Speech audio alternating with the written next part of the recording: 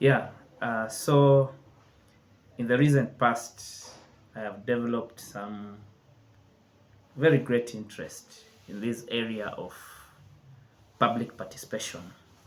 Why the interest has grown is one, it's because I've seen a lot of cases in the courts where government policies or government bills have been overturned just because of these aspects that public participation wasn't done in the right way, or there was insufficient public participation, or public participation that was done was not done at the right time, and all those.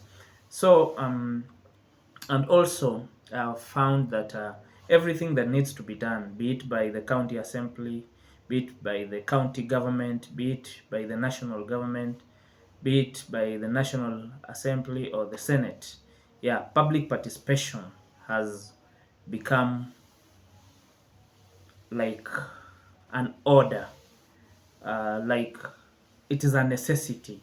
You cannot run away from it.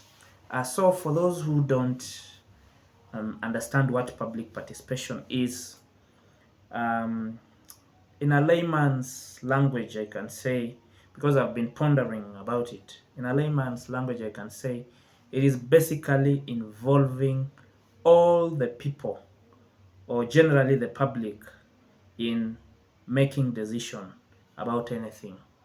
Yeah, it is involving the public in making a decision about anything. So basically, uh, it has been defined as a process that directly engages the public in decision making and gives full consideration to the public input in making that decision.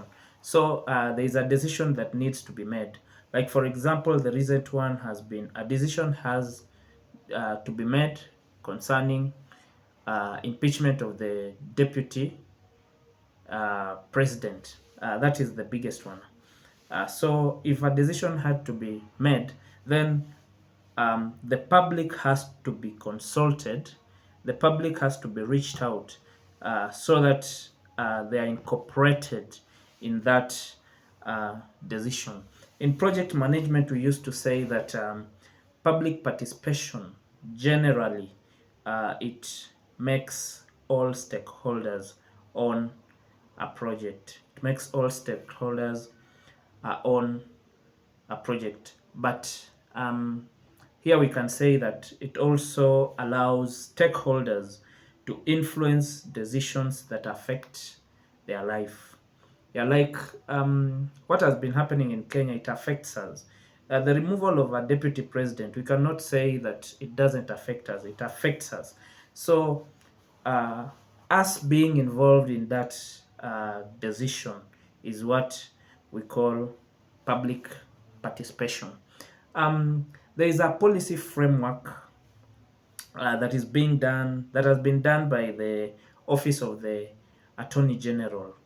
There is this public participation policy paper that has been done. I know it's not yet in its finality, but something is being done so that we see how structured our public participation is. I think I'll take some time to go through that policy paper with us for those who are interested. Take us through that policy paper. But generally, in that policy paper, public participation is defined as a process by which citizens, as individuals, groups, or communities, what I called stakeholders, take part in the conduct of public affairs, interact with the state and non-state actors to influence decisions, policies, programs, legislation, and to provide oversight in service, delivery, development, and other matters concerning their governance and public interest, either directly or through freely chosen reps. That is what that policy paper defines public participation is. And as you have seen, yeah, it generally involves the public. It's all about the public being involved in public affairs. For example, we have the Adani deal. Was the public involved? For example, we have the Shif and Shah. Was public participation sufficiently done? Right now, we leave it at the courts to sometimes uh, gauge or to sometimes see if public participation was done uh, to the right standards. But I know once this policy paper, once these policies, the public participation policy is finalized, we will have clear guidelines, clear ways in which we can measure the threshold of what public participation is. And I think that will be very much in order, because currently as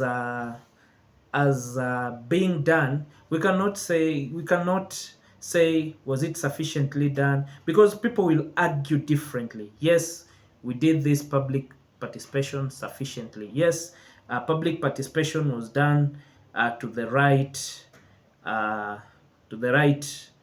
standards. But you'll find that there are so many gaps, so many things. We have people who have not been involved, and yet there are serious stakeholders in that public participation. We have people who were given information today, and tomorrow they are supposed to make a decision. Yeah, like I remember I attended a county government public participation where you find that you are given the documents for public participation the same day that you are doing the public participation. These are finance bill, a bunch of documents, but you are being given the documentation of that finance bill the same day, and you're supposed to go through a 100-page finance bill and make decision and participate.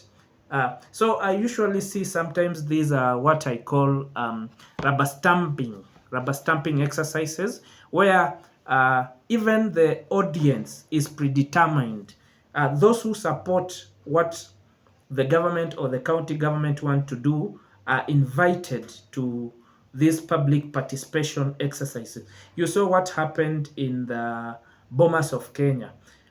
If you have a dissenting, or you are deemed to have a dissenting voice, sometimes you can be chased away of these public participation forums. But it is your right to air out your views. It is your right to say whatever you want to say according to what has been said. For example, another example I can give is even concerning this DP public participation. I saw some of us saying kufa dereva kufa makanga, or basically enjoining a different person in in this public participation. But a proper public participation is, if the issue is the impeachment of the DP, then we stick to the issue and avoid other than issues, so that we do not mix up things. So sufficient time should be given, one, to all the stakeholders and those involved. Sufficient preparation should be done, so that when we are doing public participation, then we do not lose focus, or we do not